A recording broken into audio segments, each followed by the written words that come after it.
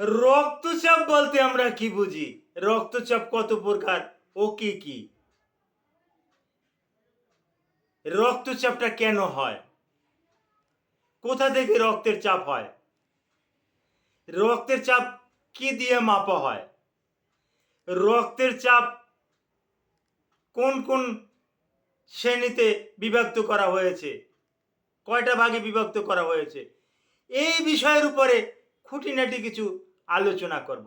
আলোচনাটি মনোযোগ সহকারে দেখলে আপনি এই রক্তচাপের উপরে ন্যূনতম ধারণা আপনি অর্জন করতে পারবেন, যা পরবর্তীতে আপনি অন্য কারোর সাথে শেয়ারও করতে পারবেন।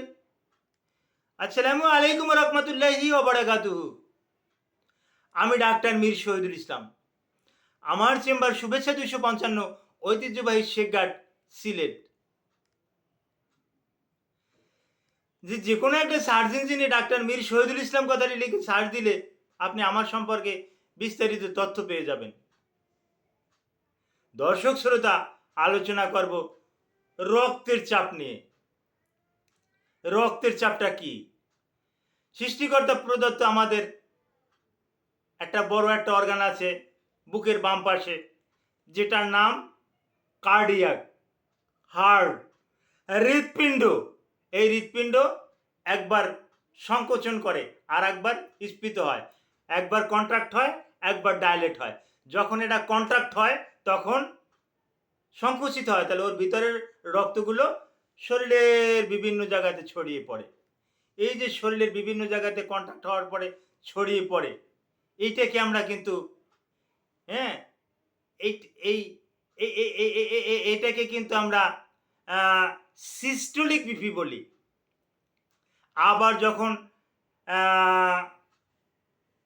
কার্ডিয়াক বা হার্ট, হৃৎপিণ্ড যখন ডাইলেট হয়, যখন এটা প্রসারিত হয়, তখন শরীরের সমস্ত রক্তগুলো হার্টে গিয়ে জমা হয়, ক্ষণস্থার জন্য হলেও জমা হয়। তখন রক্তের চাপটা, যে রক্তের চাপটা হয়, এইটাকে আমরা ডায়াস্টোলিক বিপি বলি। তাহলে রক্তের চাপ দুই প্রকার, একটা সিস্টোলিক বিপি, একটা ডায়াস্টোলিক বিপি। এখন কারো কারো ক্ষেত্রে এই systolic BP and diastolic BP দুটোটাই বেশি থাকতে পারে। এই দুটোটা যাদের বেশি থাকে তাদেরকে বলি মানে he is or she is hypertension patient. আর এই দুটোটা সিস্টোলিক অ্যান্ড বিপি এবং সিস্টোলিক অ্যান্ড ডায়াস্টোলিক, এই বিপি যখন স্বাভাবিকের থেকে কম থাকে তখন বলি আমরা হাইপোটেনশন। এই হাইপোটেনশন এটা হাইপারটেনশনের বিপরীত, আর হাইপোটেনশনের বিপরীত হাইপারটেনশন। দুটোটার আলাদা আলাদা ওষুধ। তো হাইপারটেনশন যদি কারো পাওয়া যায়, আর এটা কি দিয়ে আমরা মাপি? এখন অনেক ডিজিটাল মেশিন টেশিন দিয়ে মাপা হয়, কিন্তু আমরা যেটা অ্যানালগ মেশিন দিয়ে মাপি এটাই উত্তম। স্পাইস মোমেনোমিটার দিয়ে মাপি, এটাই অতি উত্তম। কারণ ডিজিটাল মেশিনে ব্যাটারি আপ ডাউন থাকলে অনেক সময় ডাউন লো এরকমের দেখায়, বিভ্রান্তির সম্মুখীন হতে হয়। তো এই সিস্টোলিক বিপি, ডায়াস্টোলিক বিপি, এটা আপ ডাউন করতে পারে। যদি কেউ হাইপার টেনশন রুগী থাকেন তাহলে তাকে ডাক্তারকে দেখাইয়া অ্যান্টি হাইপারটেনসিভ ড্রাগ নিতে হবে। সেক্ষেত্রে আমরা যে সমস্ত ড্রাগগুলো দিয়ে থাকি, প্রথমত বিটা ব্লকার দিয়ে থাকি, অ্যানজিওটেনসিন রিসেপ্টর ড্রাগ দিয়ে থাকি, তারপর আসে ক্যালসিয়াম চ্যানেল ব্লকার দিয়ে থাকি, তারপর বেশ কিছু ডায়রোটিক্স দিয়ে থাকি, অজমোটিক্স কিছু ডায়রোটিক্স দিয়ে থাকি, তারপর আসে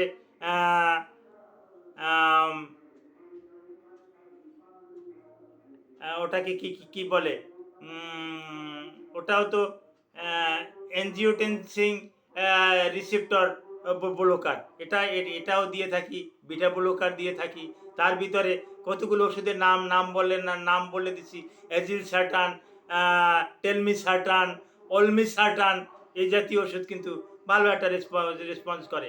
তারপর আসে প্রোপানোলন, এটিনোলন, তারপর আসে বিটা ব্লকার, বিসোপ্রোলল, তারপর আসে মিথাইল ডোপা।